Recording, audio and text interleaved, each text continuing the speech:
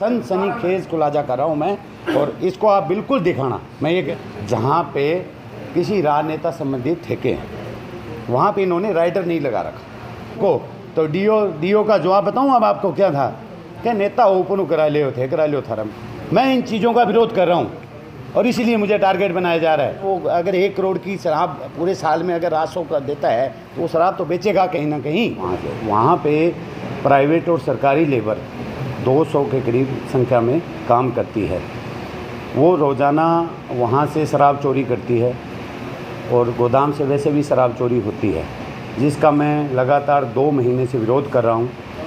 2 बार sampling की आड़ में इनका क्या सैंपल भेजा जाता है बीकानेर टेस्टिंग के लिए। सैम्पलिंग की आड़ में हमने विरोधास्वरूप शराब भी वहाँ आबकारी अधिकारियों की मौजूदगी में पकड़वाई थी, जिसका आबकारी अधिकारी द्वारा लिपापोती की गई, जिससे हमें आर्थिक नुकसान होता है। वो लेबर वगैरह क्या करती है, उस शराब को लोकल जितने भी होटल वगैरह है सस्ते दामों में बेच जाती है, जिससे शराब की जो क्वालिटी है, गुणवत्ता है, उसका कोई पता नहीं चलता, क्योंकि शराब वही अंदर भराई करते हैं उस चीज़ की।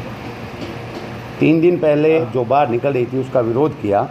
वहाँ हमारे पत्रकार बंधु भी मौजूद थे। विरोध के स्वरूप मैंने डीओ को फ़ोन पर प्रेस की सूचना भी दी थी। डीओ द्वारा आबकारी पीओ को भेजा गया मौके पे, और उसका कोई कोई मुकदमा वगैरह दर्ज न करते हुए उस पर लिपापोती की गई। कार के एक नाते आबकारी अधिकारी से मिलने गए तो आबकारी अधिकारी ने हमसे मिलने से मना कर दिया। 3-4 बार रिक्वेस्ट करने के पश्चात भी आबकारी अधिकारी ने मिलने से मना कर दिया। फिर हमने आदरणीय मीडिया बंधुओं को बुलाया। मीडिया कर्मियों के साथ हम आबकारी अधिकारी से मिलने चैम्बर में पहुँचे, तो उन्होंने वहाँ मीडिया कर्मियों के सामने भी यही हमारे साथ बदतमीजी की और हमें बाहर जाने को कहा। आज सरकार द्वारा नियुक्त एक अधिकारी ऐसा व्यवहार कर रहा है। सरकार को सबसे ज़्यादा राजस्व इसी विभाग से प्राप्त होता है। अगर मानने को ये कहें कि एक सरकार का संचालन, पूरे राजस्थान का संचालन इसी विभाग से होता है, क्योंकि राजस्व सबसे ज़्यादा यहीं से प्राप्त होता है। वो अधिकारी ये डीओ नहीं है, इनके पास डीओ का चार्ज है, AO है ये, और उन्होंने जब से ये चार्ज लिया है तब से लाइसेंसी परेशान है इनसे। कुर्सियाँ हटवा दी चैम्बर से। एक व्यवहार करते हैं अपराधी की तरह, जिस तरह सामने खड़ा होकर उनका व्यवहार पूरी तरह से उन्होंने जब से ये सीट पे बैठे थे तभी से जाहिर कर दिया था।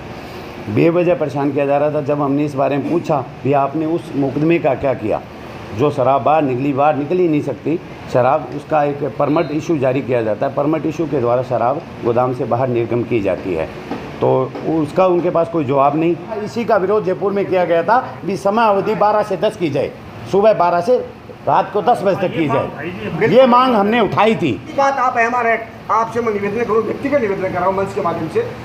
पूरे राजस्थान के 33 जिलों में कहीं भी जाओ दारू MRP भी बिकती है। मेरी गारंटी है सर, MRP बिकते बताऊँ 70% दारू MRP बिकती है। आप पता कर लीजिए, यहाँ से जयपुर जाओगे किसी भी ठेके पे चले जाओ, शहर के भी किसी यहाँ निकलते ही मैं नहीं कहता हूँ वो रेट नहीं लेते होंगे, लेकिन 70% वाइन MRP बिकती है। और MRP कभी आपको बताऊँ मैं, हम जो दुकान से दारू खरीदे गोदाम से खरीदते हैं, अभी हमारे 40% तोड़ के बेच रहे। ईमानदारी की बात करें आप, हमने जो बिलिंग रेट है ना 1 करोड़ की 1 लाख की शराब उठाई तो हम 60,000 में दे रहे हैं। 60 सामने दे रहे हैं उसको, क्या आप लाख की उठा लो। स्थिति है बड़ी है, मैं जो सब बोलता हूँ बाकायदा रिकॉर्ड कीजिए। स्थिति हमारी हो रही है कि 5 लाख की शराब उठाएंगे तो 2 लाख हम जेब से देते हैं कि भैया ये 2 लाख हमारे पैसे ले, 5 लाख की शराब नहीं। ये स्थिति बड़ी है। इसलिए लिफ्टिंग की जो बात आ रही है उसमें दिक्कत सबसे बड़ी यही है। और दारू पहले बिकती थी बिल्कुल आप 2 रेट, लेकिन आज की स्थिति है 2022 की जो इस टाइम बात कर रहे हैं, 70 से 75% दारू MRP और MRP से कमी बिकती है। सनसनीखेज खुलासा कर रहा हूँ मैं, और इसको आप बिल्कुल दिखाना। मैं ये कह रहा हूँ, अगर हम गलत है तो हमारा कह देना, अगर वो गलत हो तो उनका कह देना। रॉयल नाम की एक शराब बनाई जाती है, जिस शराब इसमें क्या होता है, RML में प्राइवेट सेक्टर और राजस्थान स्टेट शुगर मिल 2 शराब बनाती है। राजस्थान स्टेट शुगर मिल की जो RML शराब यहाँ बनाई जाती है, हनुमानगढ़ पे प्रत्यारोपण है ये। गंगानगर में अनूपगढ़ और कर्णपुर 1-2 ऐसे डिपो हैं, मैं नाम नहीं लेना चाहूँगा, और ले भी दूध मुझे कोई फ़र्क नहीं पड़ता। एक मुकदमा और हो गया, एक और करवा देगा।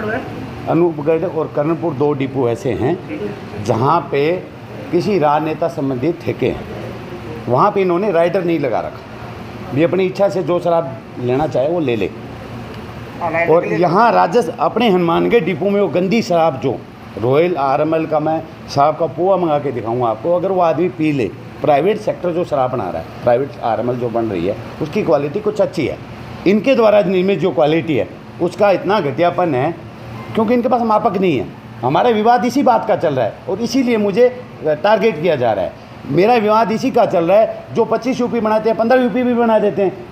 कोई मापक नहीं है, कोई सैम्पलिंग नहीं है, कोई कुछ नहीं है। क्यों? वो वहाँ अगर किसी राजनेता के ठेके हैं तो वहाँ राइडर के ज़रूरी नहीं है राइडर लगाया जाए।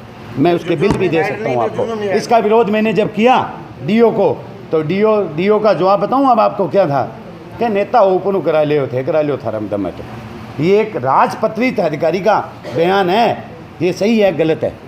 अब आप बताओ ये सही है गलत है? मैं इन चीज़ों का विरोध कर रहा हूँ, मैं इन चीज़ों का विरोध कर रहा हूँ और इसीलिए मुझे टारगेट बनाया जा रहा है। सिर्फ मुझे टारगेट बनाया जा रहा है। के माध्यम से कहना चाहूँगा, अगर 1 परिधि क्षेत्र दिया जाता है तो शराब अपना वो, अगर 1 करोड़ की शराब पूरे साल में अगर राजस्व का देता है तो वो शराब तो बेचेगा कहीं ना कहीं।